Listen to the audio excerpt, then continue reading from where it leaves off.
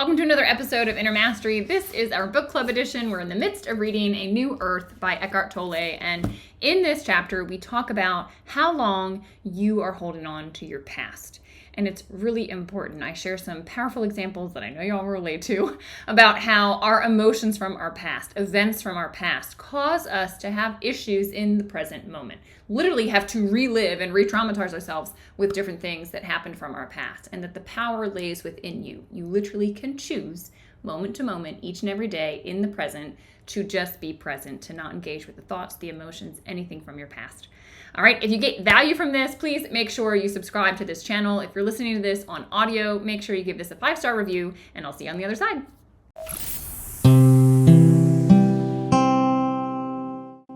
Hey there, Danielle Matthews here. I'm coming to you live from Florida. Today is Monday, so it is book club day, and we are in the midst of A New Earth. So if you're joining me live for book club, let me know when you get here.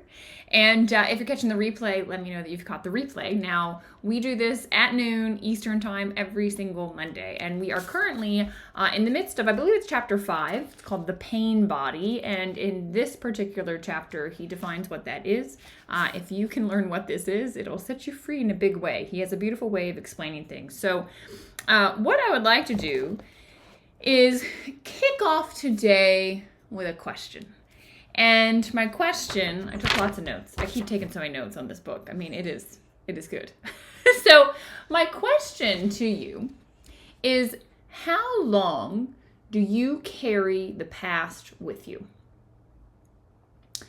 How long do you carry it with you? Is it for a minute after something happens? Is it an hour, a day, a week, months, years, decades, a lifetime? It's really fascinating to watch, and if we audit ourselves, we will see that many of us tend to bring our past with us. And so if you just kind of check yourself, okay, well, how long do I carry my past with me? It's like our mind has an unwillingness to let go, right? It almost finds its identity through the wrongs from the past and everything else that happens. Hey there, good to see you. And, there was a story he started this section of the chapter with two monks, two Zen monks, and they're walking down the road, and there's like a village, and it's flooding, so there's mud everywhere, and they come across a woman who's in like a silk kimono, I think they said. And anyway, that doesn't count. Basically, it doesn't matter what she was wearing, but something that was beautiful that she didn't want to get muddy, and so she couldn't cross the road. And so one of the monks goes over, picks her up, walks her over the mud, and puts her where she wants to go, and they continue walking. And 5 hours later, the other monk stops and says to him, "Why did you carry that girl across the road? We monks are not supposed to do things like that." All right, so he'd been ruminating on this. Have you ever done this where you've witnessed something and you're like, what the hell? Why'd they do that? I don't understand why they did that. And you have this whole mental chatter in your mind. And then finally, you say something to the person. Put a 1 in the chat if you've ever done that. You know what I mean, right? You've been that person that's like, you know what? I'm going to ask them about this finally. Okay? And the monk says, "I put the girl down hours ago. Are you still carrying her?" And it's meant to be this beautiful tale and example of how the mind carries the past with us and creates more out of it than needs to be. The girl needed to move to the other side of the road. He picked her up, he moved her, he dropped her, he didn't think twice about it ever again. The other one carried her for 5 hours, ruminating on this, trying to understand, why would he do that? We're not supposed to do that. There's a problem. What's the matter? I need to say something. Okay? And Tina says, oh yeah. Right? It's amazing what the mind will do. And so again, I will ask you the same question. How long do you carry your past with you? Because it's not serving you. I want to tell you all a story. It's so funny, right? You read all of the books that we've read in book club, but this chapter in particular, I read it, and then 2 things happened this week that were like so relevant to what we were reading. I will share both stories with you today, but the first story was I took Bodhi swimming. So he's rehabbing right now, and part of that is to go for a swim. And so there's a marina near us. Now, I do live in Florida, and there are alligators. So every time I go to the marina, I mean, the gators are pretty they know where people are. And so they tend to avoid the places where there's a lot of people because they get, disturbed all the time. And so Marina has boats coming in and out all the time. Like, there's not a lot of gators. I have seen 2 in the 3 years that I've lived here when I've gone down there. But anyway, so I walk Bodhi in the shallow area. Like, it goes just to my thighs. And so he can swim around, and I keep him on a leash, and that's just what we do. And it's clear because there's a spring head that's right there that comes out so you can see. And I'm constantly, vigilantly, like, looking for gators, right? It's fine. So last week, we're swimming, usual, whatever. And all of a sudden, Bodhi just, like, starts sniffing the air and wants to go out, like, deeper. And I didn't feel like going deeper. And so I let go of the leash, and I just, like, let him swim out. And I'm watching, whatever. He's getting further away. And I'm like, it's okay. And all of a sudden, there is a huge, right behind him, this huge, when something underwater, like, makes a move and it creates, like, the surface tension moves? There was, huge, like, it's, like, huge thing behind him. And I just started screaming. I'm like, oh my God, like, he's about to get bit by an alligator. And I scream bloody murder. I'm the only one there. There's nobody.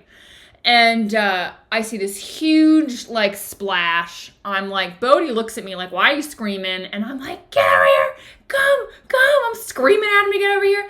And, like, he's moving, but I don't feel him getting any closer. And I'm like, oh my God, it's got his legs. It's got the leash. Like, I'm freaking out. And then I don't see blood. Like, Bodhi doesn't yelp. And I'm like, okay, Danielle. Like, and I'm like, do I run out there? If it's a gator, am I going to get bit? Like, what do you do? And anyway, and then I realized, no, he's okay. And he gets to me, and I just grab him and I bring him in. And my heart was like, my voice hurt, my throat hurt. I screamed like I've never screamed before. Let's do this. I think that internet is bad. Let's see. Can you hear me? Dismiss that. I'm gonna turn off Instagram. So anyway, I'm laying there and I was thinking about this book, and I was like, I need to shake this off, right? Like, that duck just shook off. I literally stood on the dock and I, like, went like this, and I was like, oh my God, because the adrenaline in my system was just, like, unbelievable. It was absolutely unbelievable. And then I got in the car to drive home, and I thought, should I tell anyone about this? Because I was thinking about the story with the monk. And I was like, if I keep thinking about this, or I tell other people about this, I'm going to have to relive what was hands down one of the scariest moments of my entire life. Like, I thought I was going to watch Bodhi be eaten by a gator. And I was like, I need to just drop it. Right? I need to just put it down. There's no reason to carry this. I realized that this was actually a manatee. So it turns out the manatees have come in because it's cold and the springs are warmer. And so it was just a manatee. And I'm pretty sure Bodhi just, like, scratched the manatee, and the manatee was like, get me out of here. Uh-oh. Am I back? I hope that you can hear me now. I don't know what's going on. It should be working. Let's see. Can you... It says I'm live. And it says I'm not having connectivity issues. So let me know. If you're on live with me, let me know. And I don't know why. Internet out here in the woods is just not very reliable. But so I decided that I just wouldn't say anything. So I came home. I didn't say anything to my boyfriend, whatever. And then I talked to my parents that night. And then I started to share with my parents. And I felt my whole body get anxious again. And so some of you can hear me, some of you cannot. I was sharing about an experience that I just had with Bodhi, and I thought was getting eaten by a gator, basically. And I had the choice, right? Do I tell other people about this? Do I need to just, like, let this go? But I did. I brought it up to my parents that night when I was talking to them on the phone, and it was amazing. Like, my whole body re-experienced it. I was like, I'm not calm. Like, my heart started racing again as I was telling them. Like, it was one of the most traumatic things I've ever experienced. And, like, I said, okay, I'm going to stop talking about it, because, like, why carry the past with me? I was like, he's okay. It's fine. But it's amazing, right? It's amazing how we can, like, re-traumatize ourselves by going back to our past, by experiencing the past again. And the truth is, like, the past is the past. It's already happened. And in my case, right, Bodhi was safe. Turned out it was a manatee. Now I'm going to go explore and see the manatees that are out there. But it's wild. I would say most humans on this planet carry a heavy burden of their past with them today. Most people do. And, the past is helpful in that, like, our memories are helpful. Our memories teach us, we learn from them. It's how we learned how to walk and to drive the car and not to touch a hot stove. Like, there's stuff that we know. We learn from our mistakes. But thoughts of our past that we then make as ourself, that's the issue. Okay, the issue is when you make a me out of the experience that you went to. Well, I'm just a culmination of all the experiences of my life. No, you're actually the vessel through which these experiences came and went. You're way more than all of these things. You are the timeless, formless presence beneath it. And so the same is true with emotions. A lot of us, well, let me just put a 1 in the chat if you have regret. Do you have any regret in your life for anything? If there aren't ones in the chat, y'all are lying. Because you can probably ask everybody, what's one thing you regret in life? There is something there. I regret that I didn't let this person do this. I regret that I said that. I regret this. I regret that. We all have regrets. Yeah. How many of you have grievances or hostilities towards a certain human being? Put a 2 in the chat. You might have a grievance towards a politician, towards an ex-boyfriend or girlfriend. You might have hostility towards an individual, right? Whether you want to or not, it lingers there, okay? And these are emotions that we haven't let go of from our past. And Eckhart Tolle calls them the pain body, and he explains it, he defines it. What page is it? He defines it on page 140. He basically says, because of the human tendency to perpetuate old emotion, almost everyone carries in his or her energy field an accumulation of old emotion, which I call the pain body. We can, however, stop adding to the pain body, but we already have it. So all of us have a pain body. All of us do. He even talks about how kids come into the world with it, which we'll talk about in a moment. But what we want to do now is set the intention to stop feeding it, right? To stop letting it grow, to stop adding to it. And so to break the habit of basically accumulating and perpetuating these things. We want to shake it off. That's why I literally stood on the dock and I shook it off after that experience with Bodhi. And I was like, whoa, he was just a manatee, Danielle. It was an alligator. He's safe. It's fine. I had to just shake that off because I felt it. And Bodhi, God bless him, he got out of the water and he was like, why are you so excited, Mom? I mean, he didn't care. And then he just shook and whatever. He went and peed on something. He was fine. Unfazed by the whole event. Who's fazed by it? Me. Who's carrying it with her? Me. Right? Obviously, I'm using it as an example now to talk about. But you see how it's things like that. And then I told my boyfriend about it later. And I felt my heart beat again. I'm like, I just shouldn't talk about this. Why would I carry this with me? Right? I need to let it go. And we all have experiences like that. But he talks about how, and it's kind of well, who am I if I'm not the accumulation of my past?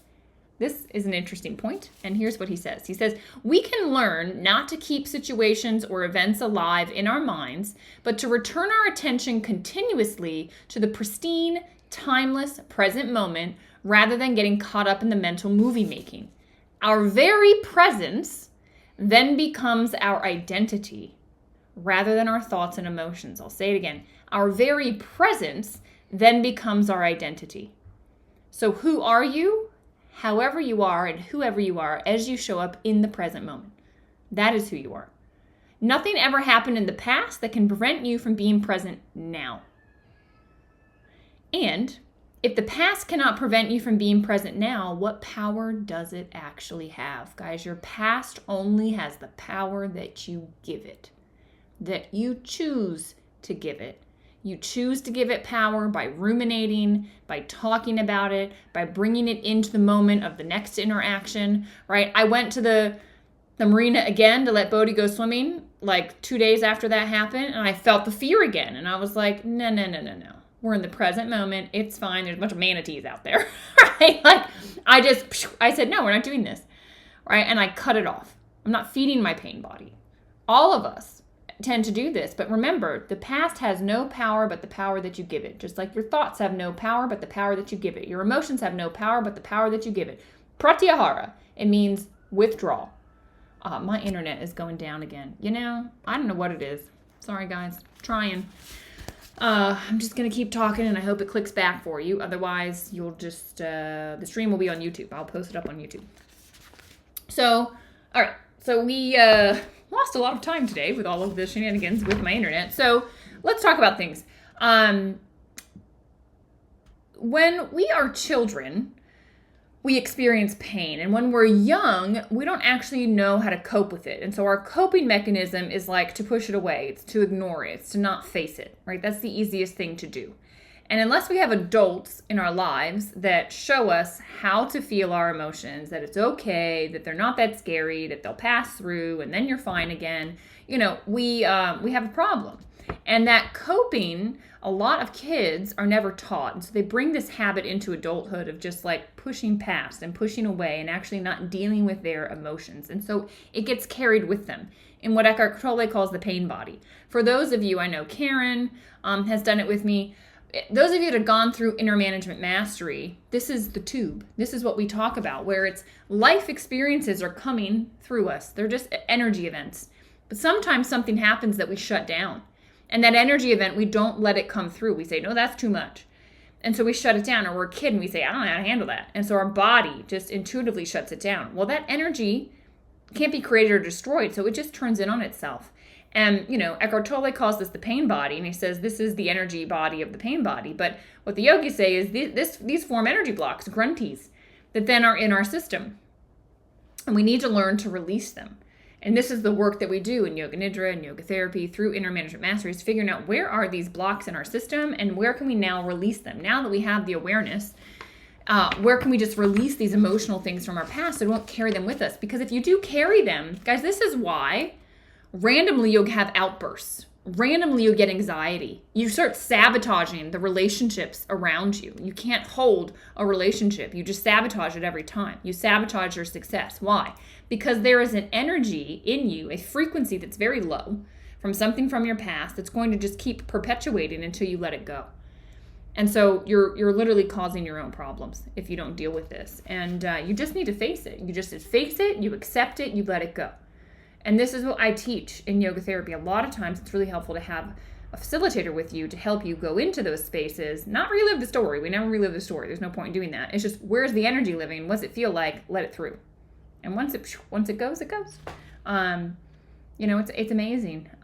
He talks about, we're not going to get into it much, but the collective pain body that get passed on generation to generation, how humans get it, that babies come in with this. This is just something that's part of being human.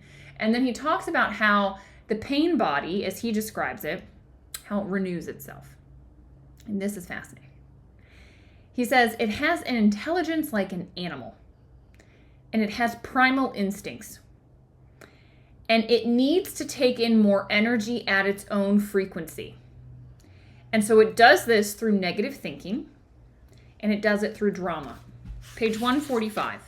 He says at the very top, it may be shocking when you realize for the first time that there is something within you that periodically seeks emotional negativity.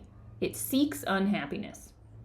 Put a 5 in the chat if you're like, oh my God, I see that in myself. That is a thing.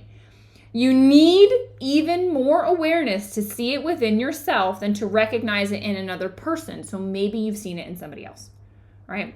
Once the unhappiness has taken you over, not only do you not want an end to it, but you want to make others just as miserable as you are in order to feed on their negative emotional reactions. Now, let's say it's never you, but do you know somebody that does this? That's just like angry and goes until they push your button and you yell back. And then they're like, yeah, right? It is amazing to watch. Like, you see it in so many dynamics. It's like you push, and then boom, the smack back happens. And there's some satisfaction in there, right? It's wild, but it happens. And this is the pain body. It's not you, it's the pain body. It's these emotional things from the past that are trying to grow, he says. It's a really interesting way to look at things. Like, super interesting way to look at things. And have you ever felt your pain body take over? This was the second story that I wanted to share with you. Yes, pity parties, right? Can be pain body. Oh, woe is me, right? I was thinking, I had the example of anger. Like, I don't get angry very often. It takes a lot for like that to come out in me. And for whatever reason, like, we were supposed to be going somewhere, and we were supposed to leave at 11:30. Now, my boyfriend is not the most time aware and punctual, right? So I had let him know, because we were meeting someone for like a legal document. Like, it was like set time. And I said 20-minute warning, 10-minute warning, right? Because he was elsewhere, and like, he didn't show up. So I walk outside, and I'm like waiting, like, okay, as soon as he gets here, like, I'm gonna jump the car, we're gonna go. 10 minutes after, it's like 11:40. I call him, I'm like, where are you? He's like, I haven't left yet. I'm like, we have to be somewhere. This is not optional. Like, it's a meeting. It's a set time. And he's like, yeah, I'm coming. So he comes. It's like 11:45. We leave the house.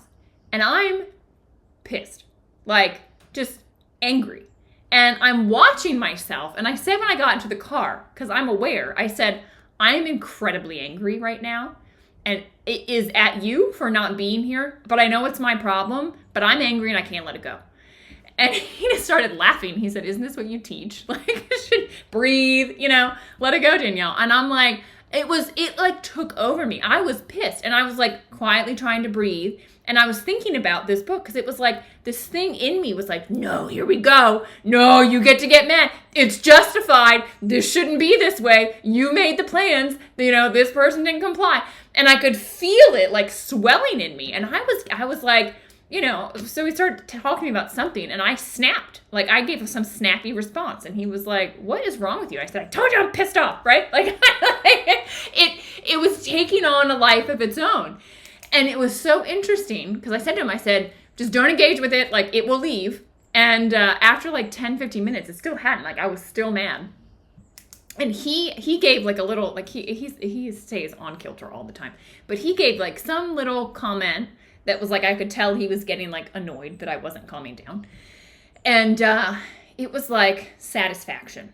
It was so interesting to watch. It was like satisfaction within me of like, haha, gotcha.